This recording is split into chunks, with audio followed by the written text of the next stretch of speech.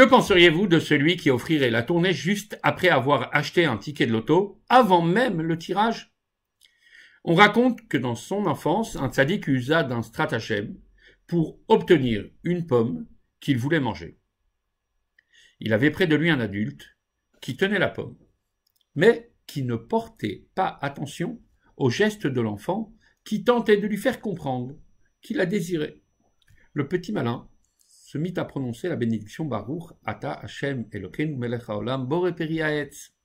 Alors l'adulte fut contraint de la lui offrir. C'est ainsi que dans ces derniers instants de Pessah, nous devons être espiègles et nous devons nous réjouir déjà des festivités de la Géoula pour que Dieu n'ait plus aucune autre alternative de réaliser notre vœu.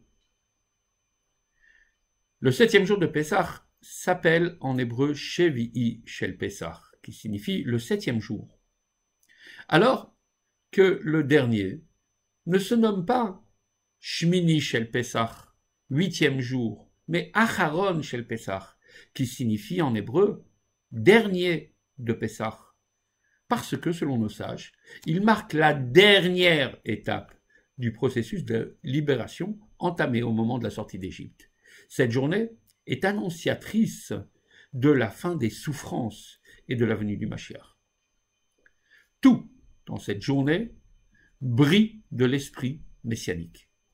Nous lisons dans la Haftara, le texte des prophètes lu après la paracha, nous lisons les prophéties de Isaïe décrivant l'époque messianique.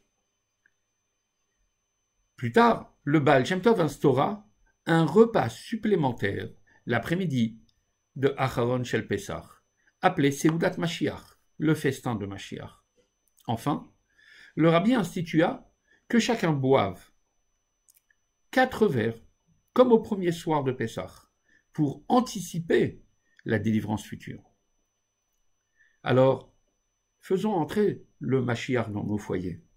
Jeudi 16 avril 2020.